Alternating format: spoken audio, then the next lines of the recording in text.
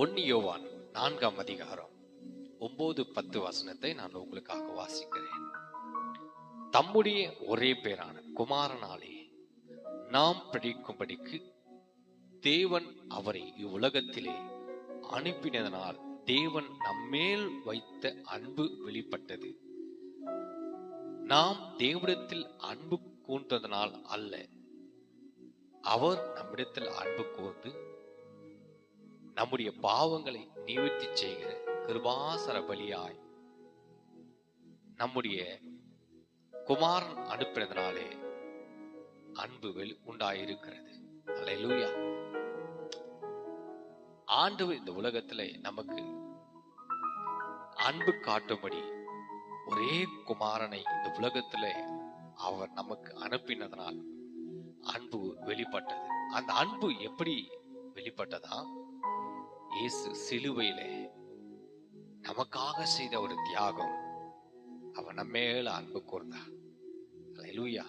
இந்த உலகத்துல எப்படி ஜனங்களுக்கு அன்பு காட்டுவது, எப்படி அன்பு வெளிப்படுத்துவது என்று இயேசு கிறிஸ்து அவர் செய்த தியாகமான ஒரு காரியம். இயேசு நம்மிடத்தில் அன்பு கூர்ந்தார். அல்லேலூயா.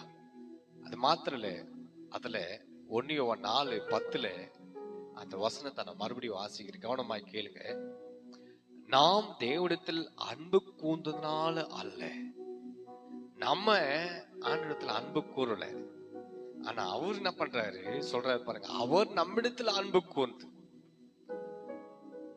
நம்முடைய பாவங்களை நிவர்த்தி செய்கிற கிருபாசர பலியாக நம்முடைய குமாரனையே அனுப்புவதனாலே அன்பு உண்டாயிருக்கிறது. மனுஷனுடைய அன்பு எல்லாம் மாயற்றது, மாயை எல்லாமே மாயை. அல்லேலூயா. நம்ம அன்பு ஒண்ணுமே கிடையாது. ஆனா இயேசு நம்ம மேல அன்பு வைத்ததுனால அவரே கிருபாசர பலியாக நம்முடைய பாவங்களை நிவர்த்தி செய்கிற கிருபாத்தர பலியாக அவர் இந்த குமாரனையே இந்த உலகத்துல அனுப்பினதனால் அன்பு உண்டானது. அப்ப இயேசு கிறிஸ்து இந்த உலகத்துல வந்து நம்முடைய எல்லா பாவங்களையும் அநியாயங்களையும் இயேசு நீக்கும்படி இயேசு கிருபாசர பலியாக இந்த உலகத்தில் அவர் வந்து சிலுவையிலே அவர் அன்பு கூர்ந்தார். அல்லேலூயா.